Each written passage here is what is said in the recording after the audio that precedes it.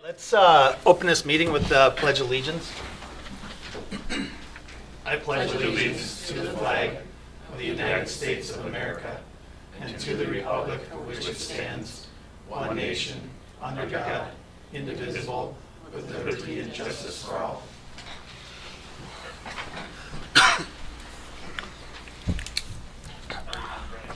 Okay, we'll go to number 2. I need approval of the agenda. I'll make a motion to approve. Jamie makes a motion. How about a second? I'll second that. Shannon seconds it. Any discussion on it? Otherwise, all those in favor say aye. Aye. Aye. Against? Motion carries. How big of a delay is there? Do we want to give them Yeah. an opportunity to? Is just Doug on the line? Right now, I believe. Doug, do you see a delay or hear a delay? Yes, I'm in a hearing delay. Okay. I think what we're going to do is wait a little bit when I ask for a vote so that you're able to vote.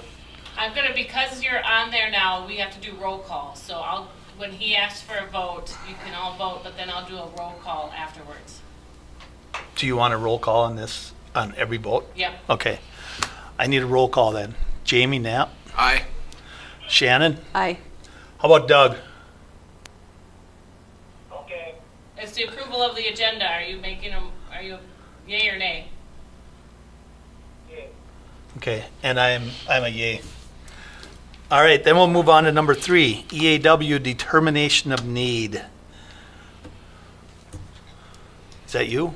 All right. State your name again, just so everybody knows. Mayor and Council, I'm Tom Goodrum. I'm the senior planner for Laux Consulting, assisted in preparing the EAW on behalf of the city. Okay. What are we, So yeah, okay, Excuse me, Mayor, just to go give ahead. you a little background, Yes, the EAW, please. which is an environmental assessment worksheet, is a mandatory document for projects of this size. Actually, any warehouse facility over 300,000 square feet will need to go through this type of process. It's a 20 question document. Each question relative to the potential environmental impact of the project. We address these as the questions with on behalf of the applicant, InVenture, and in behalf of the city. It was, in my opinion, a pretty straightforward request. It's a farm field with no natural feature or wetlands or other natural features on that site, and it doesn't draw a lot of water for the type of use it's having or other environmental impacts to grading and geological features. So in review of the document, we responded to those questions. Those questions and the document then went out to, I believe, 16, 17 different governing agencies and the public for a 30-day comment period. We went through that comment period. We did receive 3 comments from different agencies, a comment letter from the MPCA, Minnesota Pollution Control Agency, from the DNR, Department of Natural Resources, and from the township. So we addressed each of those comments. They're provided as part of this resolution before you tonight. The next step, if approved, we send back our comments back to the people who requested them and move forward with the project. There is no other step beyond this process once the city declares there's a negative impact for an environmental impact statement, which would be the next step if you felt necessary. With that, I'd be happy to take any questions. do you have any? Just one question, just for clarification. This is just a distribution facility. There's not going to be any production planned here, correct? Correct. Okay. So moving ahead. Doug, do you have any questions?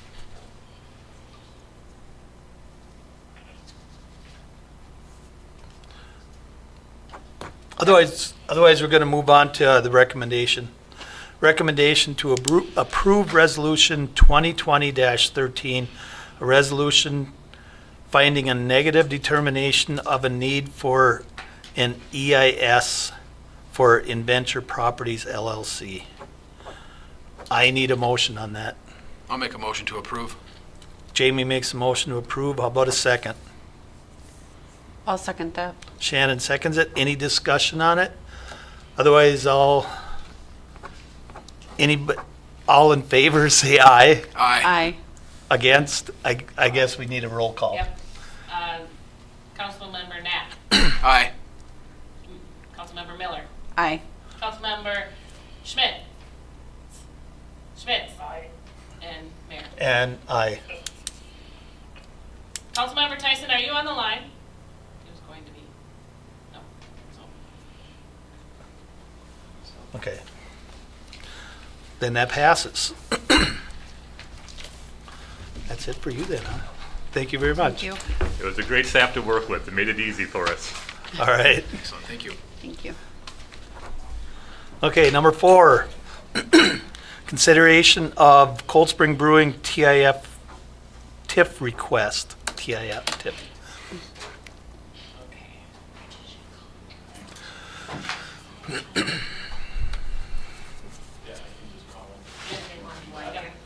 Brian Demas from Carolina Beverages having trouble calling in, so we're going to Okay. his phone. Oh, okay. So he can hear it.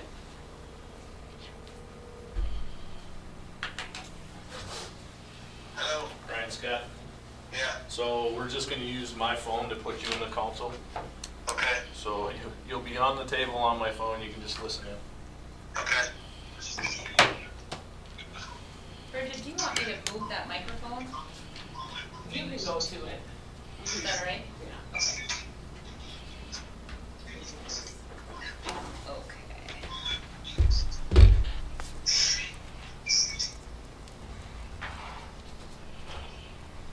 Okay. Speak really close into it, Jess, so they both hear you.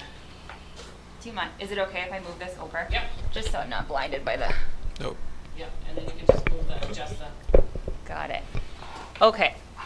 Mayor, Council, Hi. good evening. I'm Jessica Green with Northland Securities. And tonight for your consideration, we have a resolution calling for the proposed establishment of TIF District 6-1 for the city of Cold Spring. It has been some time since the city has considered a TIF district, so we put together a very brief presentation here just to run through sort of the basics of TIF. Not really diving into the draft TIF plan much that's in your packet, but we did want you to have that prior to calling for that TIF hearing. So I'm just going to get into the presentation. If at any time you have any questions about any of the terms that we're using, et cetera, please just let me know and we can stop and dive in further. All right. So the impetus for the resolution calling for the hearing is because the city has received an application from Cold Spring Brewing Company to establish an economic development TIF district here in the city. The assistance will be used for the proposed construction of a warehousing and distribution facility.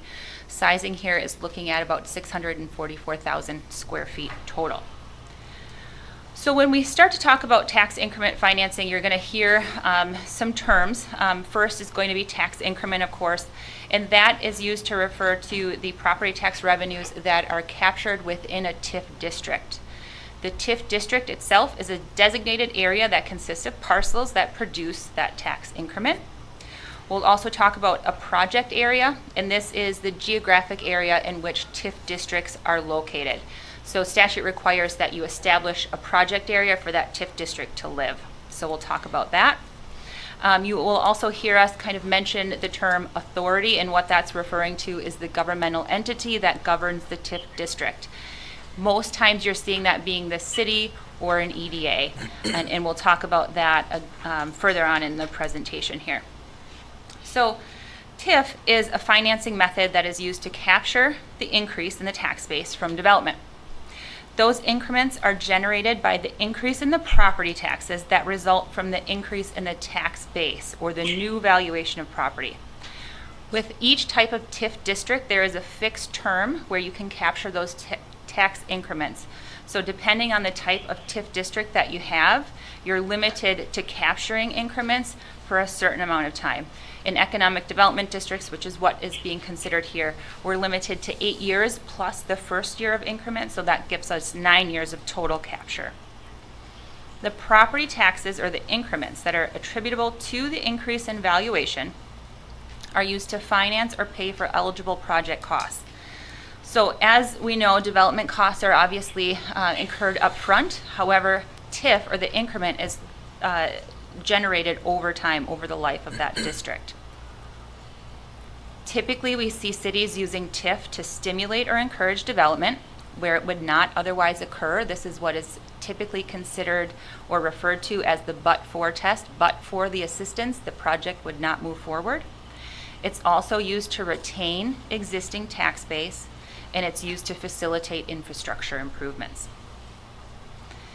So in how TIF works, TIF is rather simplistic in nature. It's just very complicated in actual practice, which is why you see those very, very lengthy TIF plans.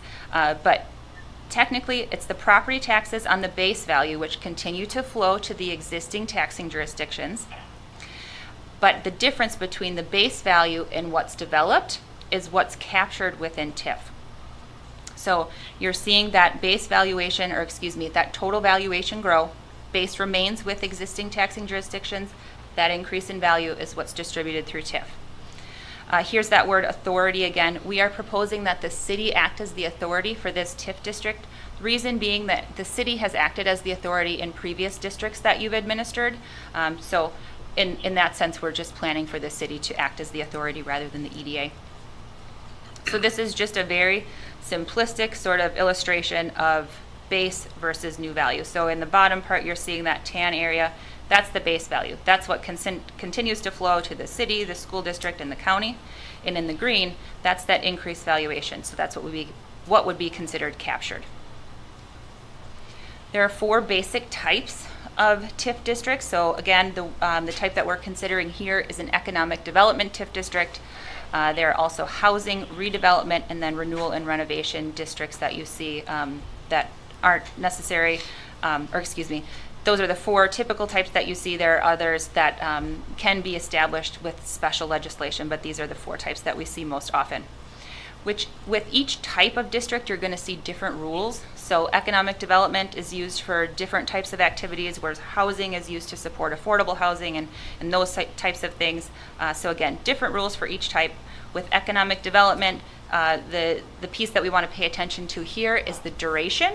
So in economic development districts, as I stated before, the capture is 8 years plus the first capture of increment. So you're getting 9 years in total. So when we're looking at economic development districts, something that's helpful to think of in terms of what types of activities qualify, you want to think about jobs.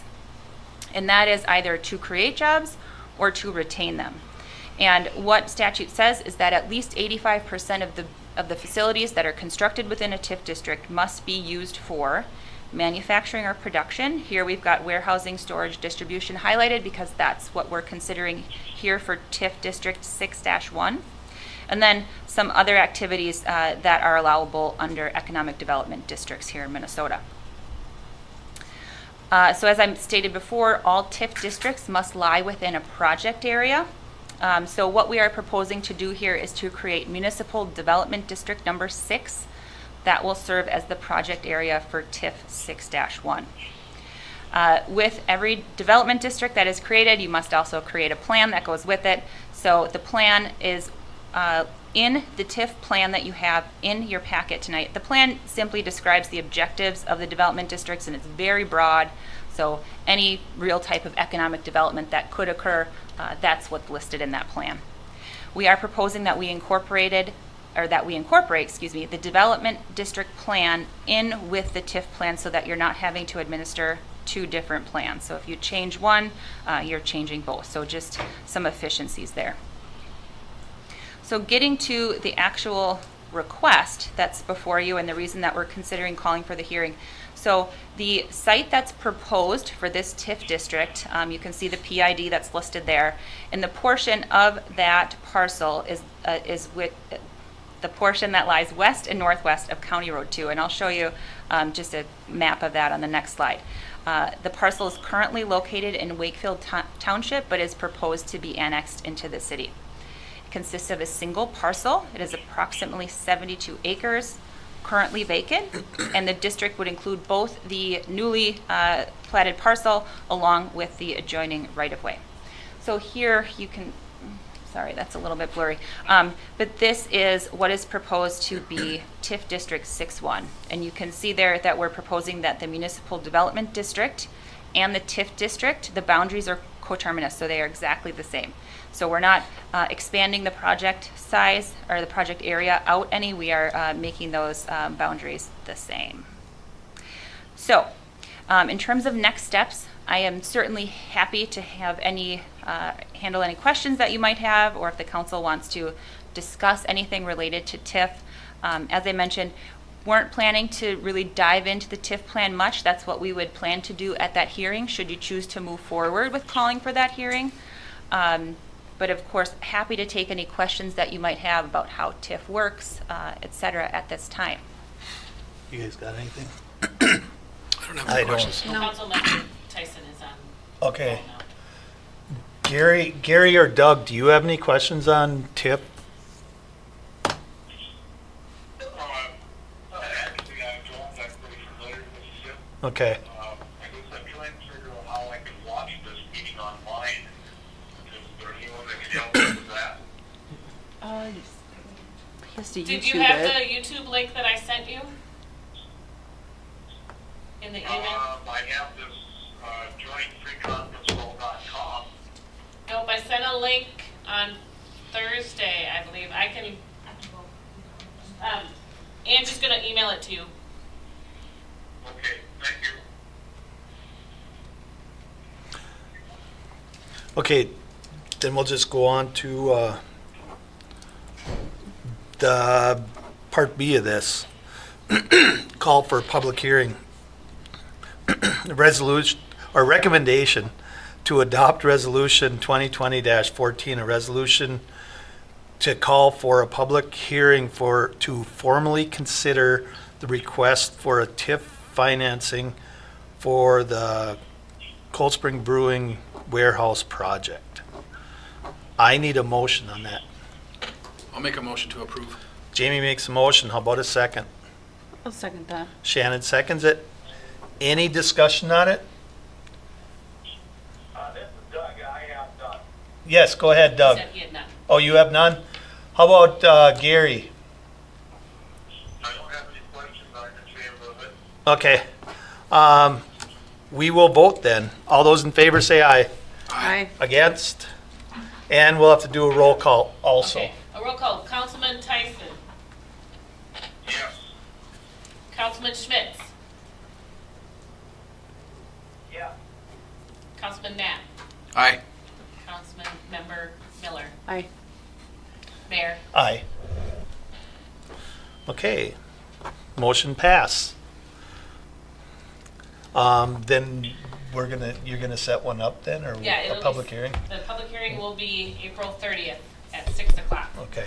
Bridget, if you're okay, I have the notices teed up to go right now. So Okay. I'm working on that. Did you put 6 PM on it? Yes.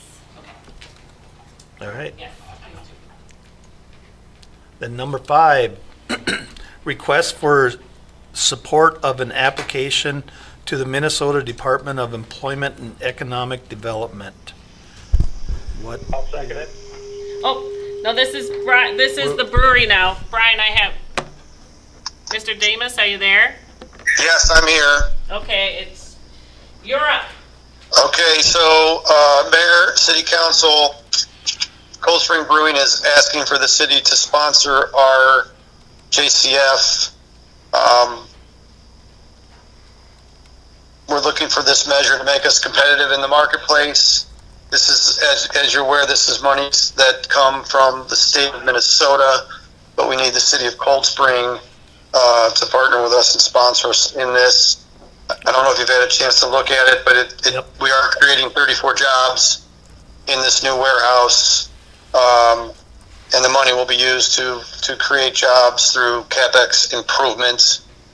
I'm happy to answer any other questions about it, but we are asking for your sponsorship. Anybody got anything? Otherwise, I'll read the recommendation. Recommendation to approve Resolution 2020-15, a resolution regarding the support of a job creation fund application in connection with Cold Spring Brewing Company. I need a motion on that. I'll make a motion to approve. Jamie makes a motion. How about a second? I'll second that. Shannon seconds it. Any discussion? Otherwise, all those in favor say aye. Aye. Against? Motion carries. We need a roll call yet. Councilman Tyson, yay or nay? Yay. Councilman Schmidt? Yay or nay? Doug, are you there? Uh-oh. Councilmember Knapp? Yay. Councilmember Miller? Yay.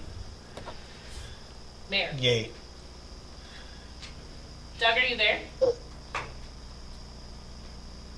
Don't hang up on I'm everybody. not gonna hang up. Yep, just leave it. Don't hang up. Okay. Don't hang up on everyone. Did you hear the vote? Yay or nay on the motion for supporting the job creation fund? Yeah. Thank you. All right, motion carries then. Is he done then? Yep. Thank you very much. Thank you, Brian. Thank you. I'm going to put you guys all on the board of my company and work much more efficiently than I do. Yes. Yes. Thanks, Brian. Was that, Brendan, Gary, and yes, Gary? Gary here. I think there's anything managing. Okay, Refresh your email. Not a big deal. Not you. okay. It should come through. Okay. Have him refresh the email, see if Did you it comes through. try refreshing the email? I've been doing that. Okay, there you go. Thank you very much. You're All right. welcome. Okay, number 6, EDA recommendation for revolving loan account. So as you know, with COVID-19, there has been a disruption, yes? There's been a disruption with the businesses in the community. So the EDA met Thursday, the 26th, for an emergency meeting, asking the council to affirm a deferment of principal and interest for up to 3 months for those companies that are existing. And so you saw the form. I did have someone who was quite concerned. Doug, are you there? Yeah. Okay, I'm running through it real quick.